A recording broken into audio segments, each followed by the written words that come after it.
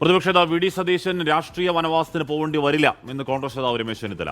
UDF വമ്പിച്ച ഭൂരിപക്ഷത്തിൽ വിജയിക്കും. മുഖ്യമന്ത്രി തീരുമാനിക്കുന്നത് ഹൈക്കമാൻഡാണെന്നും രമേശ് ചെന്നിത്തല 24 പറഞ്ഞു. വിഷു വിശേഷങ്ങളും രമേശ് ചെന്നിത്തല പങ്കുവച്ചു. ഇത്തവണത്തെ വിഷുവിന് ഏറെ പ്രത്യേകതയുണ്ട്. നിയോഗം എന്ന് പറയുന്ന നോവൽ പുറത്തേക്ക് വന്ന വിശേഷം, ഒപ്പം നിയമസഭാ തെരഞ്ഞെടുപ്പ് കഴിഞ്ഞ വിശേഷം. എങ്ങനെയാണ് ഈ രാഷ്ട്രീയക്കാർക്ക് വിഷു ഒന്നും ഇല്ലാന്നറിയാം, എങ്ങനെയാണ് ഇത്തവണത്തെ വിഷു? സത്യത്തിൽ ഇന്ന് കുടുംബത്തോടൊപ്പം വിഷു ആഘോഷിക്കാൻ അവസരം കിട്ടിയൊരു സന്തോഷമാണ്. ആഘോഷമൊന്നുമില്ല, ഉച്ചയ്ക്കൊരു മാത്രമേ ഉള്ളൂ. രാവിലെ പത്മനാഭസ്വാമി ക്ഷേത്രത്തിൽ പോയി തൊഴുതു. അത് കഴിഞ്ഞ് അത്യാവശ്യമുള്ള ഉള്ളവർക്കെല്ലാം വിഷു കൈനീട്ടം കൊടുത്തു. അങ്ങനെ ഇരിക്കുകയാണ്. ഈ സാധാരണഗതിയിൽ രാഷ്ട്രീയക്കാരും എല്ലാവരും വിഷുവിന് നാട്ടിലേക്കൊക്കെ പോകുന്ന ഒരു സാഹചര്യം, അല്ലെങ്കിൽ മണ്ഡലങ്ങൾ രാഷ്ട്രീയക്കാരാണെങ്കിൽ ഇത്തവണ അങ്ങനെ എന്തെങ്കിലും ഒരു യാത്രയുണ്ടോ? വീട്ടിലേക്ക് പോയപ്പോൾ അമ്മ മരിച്ചു പോയല്ലോ, അപ്പം അച്ഛൻ നേരത്തെ മരിച്ചു. പിന്നെ ബ്രദേഴ്സൊക്കെ പല സ്ഥലത്താണ്. അപ്പോൾ ഇപ്പം കുടുംബം എന്ന് പറയുന്നത് തിരുവനന്തപുരത്ത് തന്നെയാണ്. അപ്പോൾ ഇവിടെ തന്നെയാണ് വിഷു ആഘോഷിക്കുന്നത്.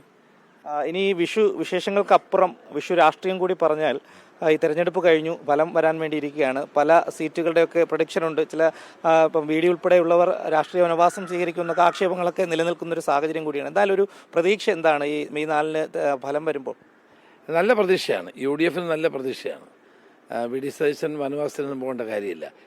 ഞങ്ങളെല്ലാവരും കൂട്ടായ പ്രവർത്തനമാണ് നടത്തിയത്. അപ്പോൾ അതിൻ്റെതായ ഒരു നല്ല വിജയം ഉണ്ടാകുമെന്നുള്ള പ്രതീക്ഷയിലാണ് ഞങ്ങളെല്ലാവരും ഇരിക്കുന്നത്. ഈ പ്രധാനമായും മുഖ്യമന്ത്രി സ്ഥാനാർത്ഥിയെ ചൊല്ലി, അല്ലെങ്കിൽ മുഖ്യമന്ത്രി ആര് എന്നുള്ളതിനെ കുറിച്ചാണ് ഇപ്പോൾ ചില തർക്കങ്ങളൊക്കെ നടക്കുന്നത്. ഇപ്പം KC MP ആണെങ്കിൽ പോലും, അല്ലെങ്കിൽ MP മാർ മത്സരിക്കേണ്ട എന്നുള്ളൊരു തീരുമാനം കോൺഗ്രസ് എടുത്തു. മറ്റൊരു സ്ഥലത്ത് നിന്ന് മത്സരിച്ച് മുഖ്യമന്ത്രി സ്ഥാനത്തേക്ക് വരാൻ സാധ്യതയുണ്ട്, അല്ലെങ്കിൽ VD വരാൻ സാധ്യതയുണ്ട്. അങ്ങയുടെ പേര് പറഞ്ഞു കേൾക്കുന്നു.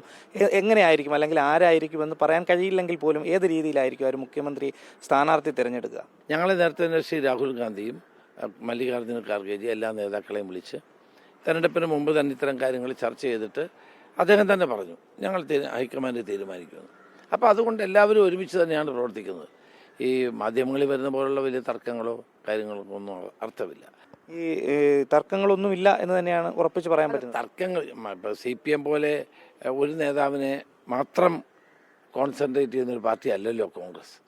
കോൺഗ്രസിൻ്റെ സൗന്ദര്യം എന്ന് പറയുന്നത് കഴിവുകളുള്ള ധാരാളം നേതാക്കന്മാർ ഈ പാർട്ടിയിലുണ്ട് എന്നുള്ളതാണ്.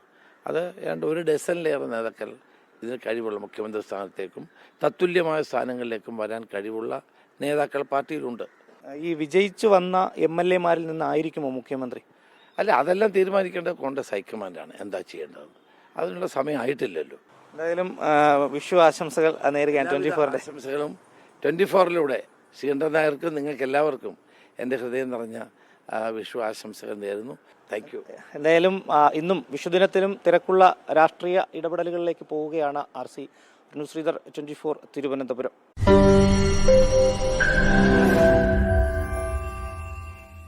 ലോകത്തെവിടെയായാലും ഏത് സമയത്തും 24 വാർത്തകളും ഓഗ്മെന്റഡ് റിയാലിറ്റി പാക്കേജുകളും എക്സ്പ്ലെയിനറുകളും വിശദമായി കാണാൻ ഞങ്ങളുടെ YouTube ചാനൽ നിങ്ങൾക്ക് സബ്സ്ക്രൈബ് ചെയ്യാം.